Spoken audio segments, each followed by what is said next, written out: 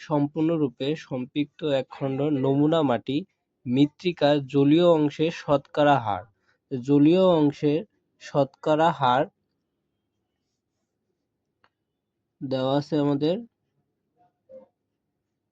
৪৫%।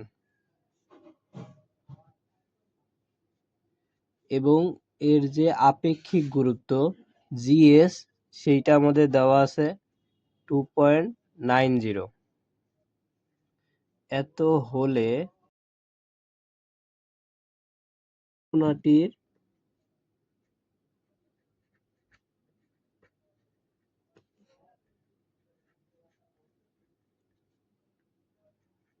Void ratio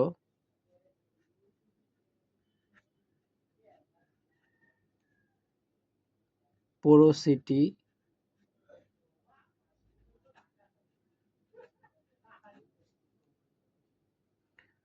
ও gamma set বের করো। এইটা যদি আমাদের এই প্রশ্নটা হয়ে থাকে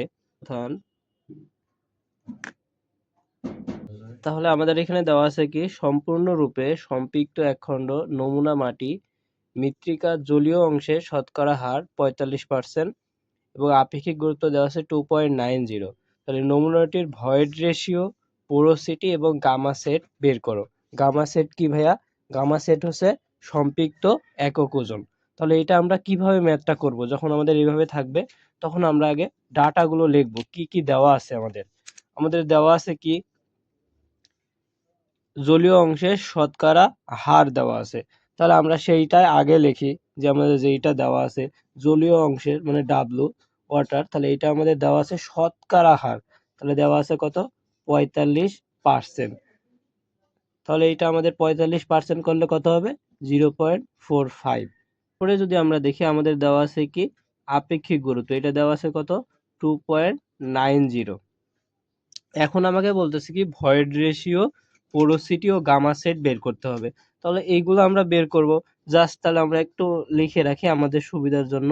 তাহলে গামা সেট বের করব, তারপরে আমাদের ভয়েড রেশিওকে ই দ্বারা প্রকাশ করি, তারপরে আমরা বের করব পোরোসিটি, পোরোসিটিকে আমরা এন দ্বারা প্রকাশ করি। তাহলে এটা আমরা এইভাবে লিখলাম। এখন দেখো আমরা কিভাবে সুন্দরভাবে সমাধানটা করতে পারি। তাহলে যদি আমরা দেখি এইভাবে, তাহলে দেখো সমাধান আমরা লিখেছি। এখন আমরা কিভাবে বের করব? এটার প্রথমেই দেখো আমাদের ডাব্লু দেওয়া আছে, জিএস দেওয়া আছে। তাহলে আমাদের কোন সূত্রটা মনে আসে? তাহলে এখানে দেখো প্রথমে আমরা ভয়েড রেশিও বের করি। ভয়েড রেশিও, তো ভয়েড রেশিও সমান আমরা কি জানি? জিএস ডাব্লু ভাগ এস আর। এখন আমাকে বলো এখানে সম্পূর্ণরূপে সম্পৃক্ত, তাহলে এস আর আমাদের কত হবে 1, সম্পৃক্ত হলে 1। তাহলে এটা আমার মান বসাই, জিএস এর মান আমরা কত জানি 2.90, ওমেগার মান এখন আমরা কত জানি জলীয় অংশের 0.45, আর এস আর আমরা কত জানি 1। তাহলে এইটা আমরা বের করলেই ভয়েড রেশিও পেয়ে যাব, তাই না? তাহলে আমরা এটা দেখি আমাদের কত আসে। দেখো 2.90 ইন্টু 0.45 ভাগ 1, তাহলে আমাদের এইটা আসে 1.305। তাহলে আমরা এখানে লিখি 1.305, লিখতে পারি কিনা? পারলাম। তাহলে এখানে আমরা কি পেলাম? ভয়েড রেশিও পেলাম। তাহলে আমরা এখন সবাই জানি ভয়েড রেশিওর সাথে পোরোসিটির একটা সম্পর্ক আছে। তাহলে কি সম্পর্ক? আমরা পোরোসিটি বের করব। তাহলে পোরোসিটি সমান আমি কি লিখতে পারবো?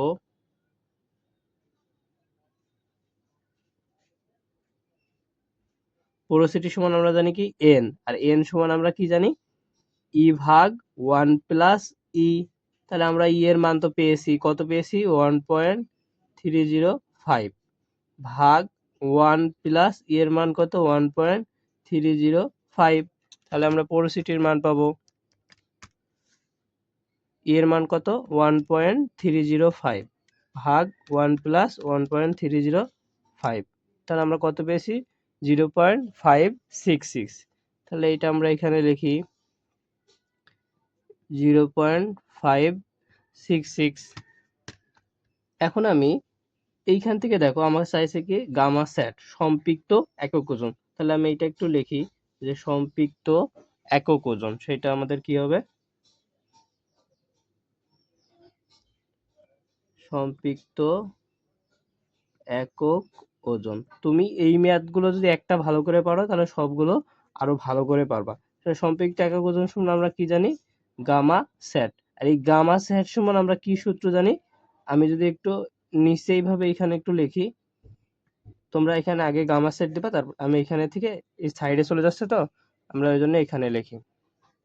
এখানে যদি আমরা লিখি তাহলে আমরা কি লিখতে পারবো, গামা সেটের সূত্র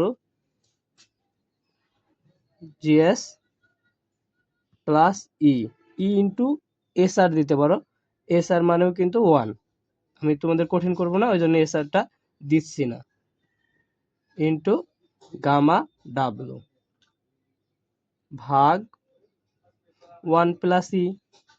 এখন দেখো আমরা জিএস এর মান জানি কত দেওয়া আছে 2.90 প্লাস ই এর মান আমরা কত জানি 1.305, এইটা।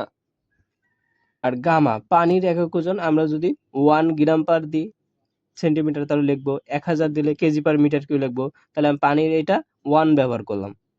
তুমি যে এককে ব্যবহার করবা এককটা সেই এককে আসবে, তাহলে 1 প্লাস ই এর মান কত 1.305। তাহলে এটা আমরা যদি ক্যালকুলেশন করি 2.90 প্লাস 1.305 ইন্টু পানির একক ওজন আমি লিখছি 1, তাহলে 1 প্লাস 1.305, তাহলে আমাদের এখানে মানটা আসে কত 1.824। তাহলে আমি পানির যে একক ওজন নিছি সেটা আমাদের একক হবে এখন গ্রাম পার সিসি। তাহলে এটা আমি কি লিখতে পারবো গ্রাম পার সিসি। আশা করি তোমরা